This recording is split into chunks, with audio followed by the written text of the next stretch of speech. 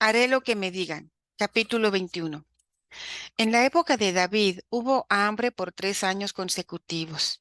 Entonces David consultó al Señor. El Señor respondió: Se debe a Saúl y a su sanguinaria familia porque mataron a los Gabaonitas.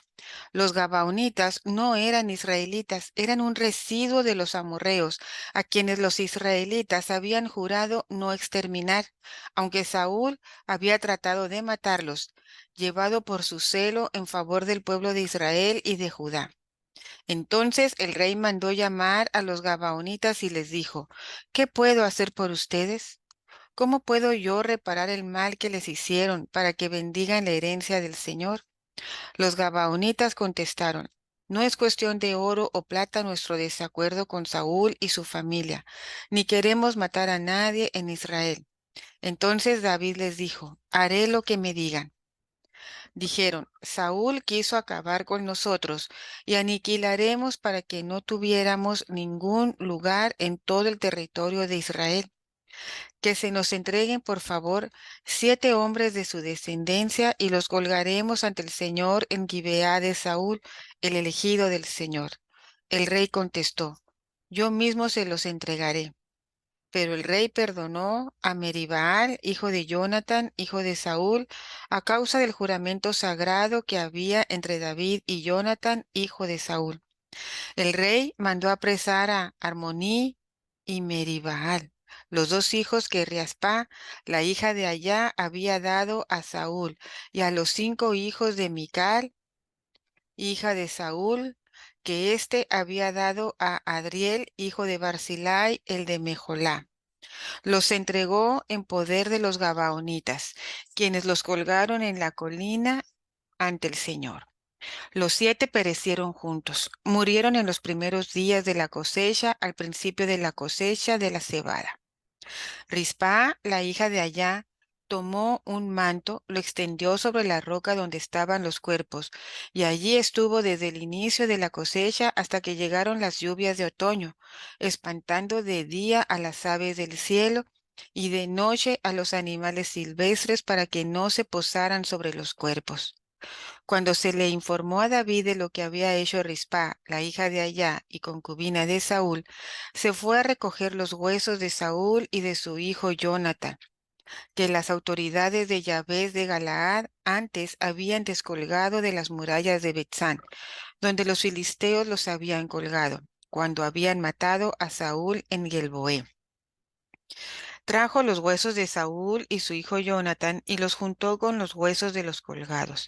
Los enterraron junto con los huesos de Saúl y su hijo Jonatán en el territorio de Benjamín, en Selá, en tumba de Quis, padre de Saúl.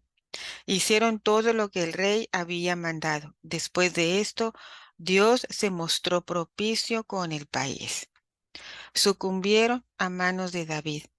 Hubo otra guerra de los filisteos contra Israel. David y sus hombres bajaron a pelear contra los filisteos. David se sintió cansado. Entonces Isbon-Benob, de la raza de los gigantes, cuya lanza de bronce pesaba unos 3,5 kilos y traía ceñida una espada nueva, hablaba de matar a David. Pero Abisai, hijo de Zerullá, vino en ayuda de David, atacó al filisteo y lo mató.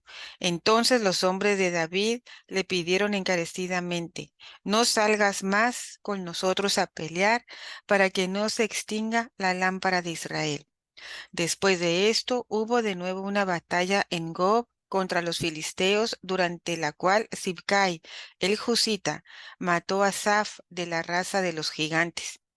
Volvió a haber guerra en Gob contra los filisteos, y Elhanán, el hijo de Yair Oreguín, el de Belén, mató a Goliat, el de Gat, cuya asta de la lanza era enorme como un palo de telar. Hubo también un combate en Gad. Había allí un hombre de gran estatura con 6 dedos en cada mano y en cada pie, 24 en total. También este era de la raza de los gigantes. Desafió a los israelitas y Jonatán, el hijo de Simá, hermano de David, lo mató. Estos cuatro eran de la raza de los gigantes de Gat y sucumbieron a manos de David y de sus oficiales. El capítulo comienza relatando un periodo de hambre en la tierra de Israel durante el reinado de David. Esto se interpreta como un castigo divino debido a la maldad de Saúl y su casa, que había derramado sangre inocente al perseguir a los gabaonitas. David busca reconciliar la situación con los gabaonitas, quienes fueron agraviados durante el reinado de Saúl. Para hacerlo, les pregunta qué puede hacer para compensar el mal causado. Los gabaonitas solicitan que se les entreguen 7 descendientes de Saúl para ser ejecutados públicamente como expiación por el daño infligido a su pueblo. David accede a la petición de los gabaonitas y entrega a 7 descendientes de Saúl para ser ejecutados. Estos descendientes son seleccionados entre los hijos de Merab, la hija mayor de Saúl, y Rispa, la concubina de Saúl. Los cuerpos de los descendientes son colgados públicamente como un acto de justicia. Después de la ejecución de los descendientes de Saúl, David reúne los restos mortales de Saúl y Jonathan, que habían sido robados por los filisteos, y los entierra junto con los huesos de los descendientes ejecutados. Y esto se realiza para honrar la memoria de Saúl y Jonathan y para poner fin al juicio divino que había causado el hambre en la tierra. Y algunas enseñanzas que se pueden extraer de este capítulo incluyen la importancia de la justicia y la reparación de daños causados a otros, incluso si esos daños ocurrieron en generaciones anteriores. La responsabilidad de los líderes de asumir las consecuencias de las acciones de sus predecesores y de buscar la reconciliación y el perdón.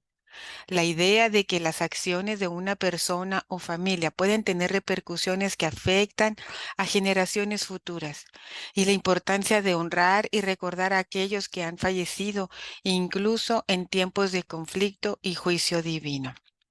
Este capítulo proporciona una reflexión sobre la justicia, la responsabilidad y la reconciliación en el contexto del reinado de David.